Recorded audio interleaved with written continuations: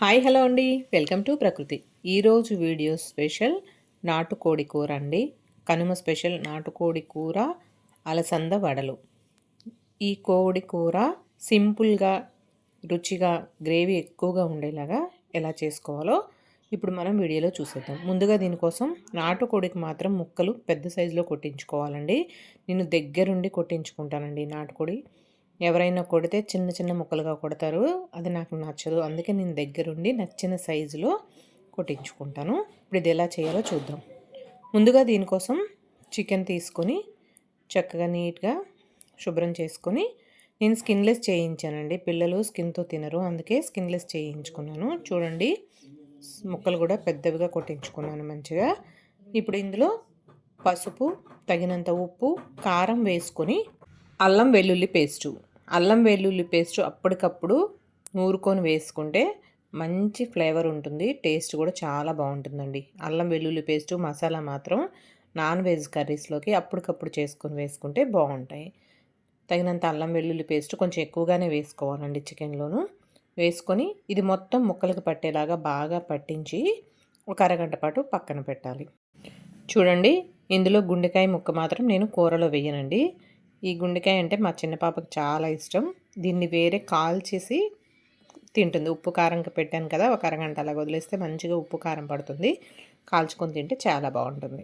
అరగంట తర్వాత స్టవ్ వెలిగించి మందపాటి గిన్నె పెట్టుకొని ఆయిల్ వేసుకొని ఒక చిన్న చెక్క ముక్క, కొంచెం షాజీరా, 2 లవంగ మొగ్గలు, ఒక యాలకుల పండు, ఒక 2 బిర్యానీ ఆకులు వేసుకొని అవి కూడా వేగిన తర్వాత మీడియం సైజు ఒక 3 ఉల్లిపాయలు చిన్నగా ముక్కలు కట్ చేసుకొని వేసుకోవాలి. వేసుకొని ఇవి నూనెలో బాగా వేయించుకోవాలి. పచ్చిదానం పోయి బాగా బ్రౌన్ కలర్లోకి వచ్చిన వరకు వేయించుకోవాలండి. ఇలా ఎర్రగా వేగితే ఇవి కూర ఉడికిన తర్వాతే గ్రేవీగా మారుతుంది. ఉడకకపోతే ఉల్లిపాయ ముక్కలుగానే ఉండిపోతుంది. ఇలా వేగిన తర్వాత మరొక స్పూన్ అల్లం వెల్లుల్లి పేస్ట్ వేసుకొని పచ్చివాసన పోయినంత వరకు వేయించుకోవాలి. అలాగే ఒక 4 పచ్చిమిరపకాయలు కూడా కట్ చేసుకొని వేసుకొని అవి కూడా పచ్చివాసన పోయేంత వరకు వేయించుకోవాలి. ఇప్పుడు మనం రెడీ చేసి పెట్టుకున్న చికెను, ఉప్పు కారం అల్లం వెల్లుల్లి పేస్ట్ కలిపి పెట్టుకున్న చికెను ఇందులో వేసుకొని ఈ పోపు అంతా బాగా పట్టేలాగా కలుపుకోవాలి. ఈ ఉల్లిపాయ ముక్కలు, ఆయిల్ అంతా బాగా ముక్కలకు పట్టేలాగా ఒక 2-3 నిమిషాల పాటు కలుపుకోవాలి. నిదానంగా కలుపుకోవాలండి, ఎలా పడితే అలా కలపొద్దు. మంచిగా కలుపుకొని మూత పెట్టి కొంచెం ఫ్లేమ్ తగ్గించుకొని మూత పెట్టి ఉడికించుకోవాలి. కూర మగ్గేసరికి మనం గ్రేవీ కోసం గసగసాలండి 1 గంట పాటు నానబెట్టుకున్నాను నేను. గసగసాలు కొంచెం ఎండు కొబ్బరి కానీ, ఎండు కొబ్బరి లేకపోతే పచ్చి కొబ్బరి కానీ వేసుకొని, అలాగే ఒక 2 లవంగ మొగ్గలు, ఒక చిన్న చెక్క ముక్క, ఒక యాలుక పండు వేసుకొని మెత్తగా పేస్ట్ చేసుకోవాలి. చూడండి, ఇలా పేస్ట్ చేసుకోవాలి మెత్తగా. ఈలోగా ఈ కూర మగ్గింది కదా, కొంచెం ఒకసారి కలుపుకొని ఒక 2 టమాటాలు, చిన్న సైజువి 2 టమాటాలు కోసి, మరి కలపక్కర్లేదండి, మూత పెట్టేసుకొని మెత్తగా మగ్గనివ్వాలి. మగ్గిన తర్వాత ఒకసారి కలుపుకొని మనం రెడీ చేసి పెట్టుకున్న పేస్టు, గసగసాలు కొబ్బరి పేస్టు ఇందులో వేసి ఇది మొత్తం కూరకు పట్టేలాగా కలుపుకొని తగినన్ని నీళ్లు పోసుకోవాలి. నేను ఇది ఉడుకుతుండగా పక్క స్టవ్ మీద నీళ్లు వేరే గిన్నెతో పెట్టుకున్నానండి.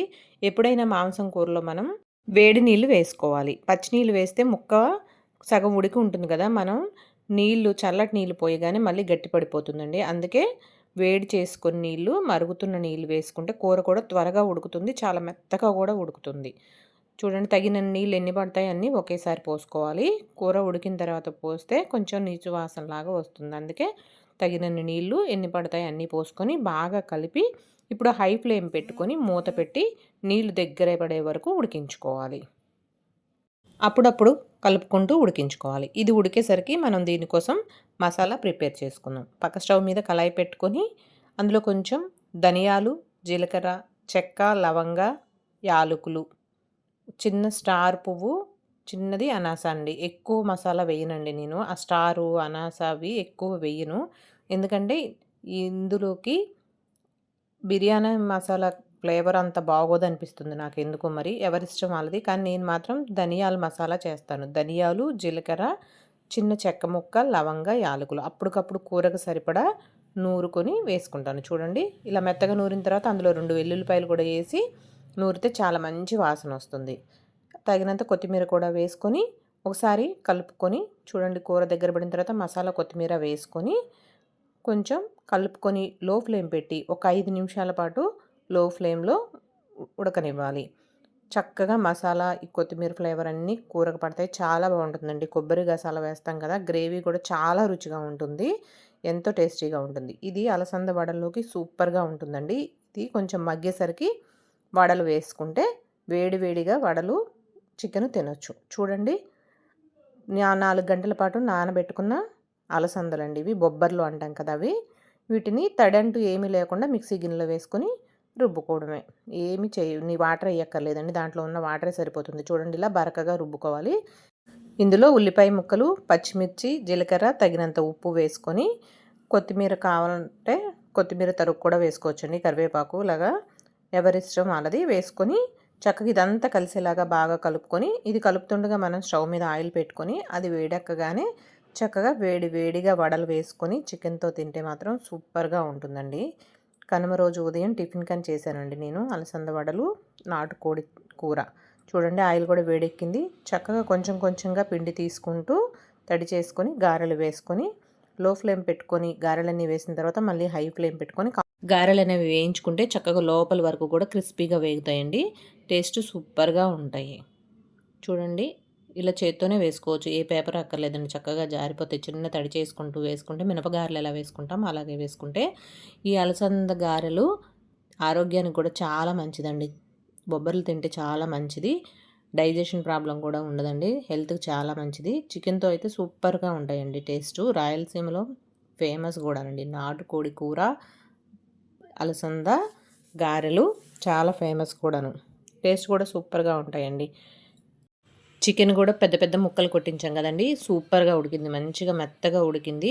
తినేటప్పుడు మనకి చికెను తెలియాలండి, ఏ పీస్ తింటున్నాం అన్నది తెలియాలి, అలా కొట్టించుకోవాలి. కొంతమంది చికెన్ కొడితే మొత్తం పీస్ పీస్గా కొట్టేస్తారు, అసలు టేస్ట్ అన్నదే తెలియదు.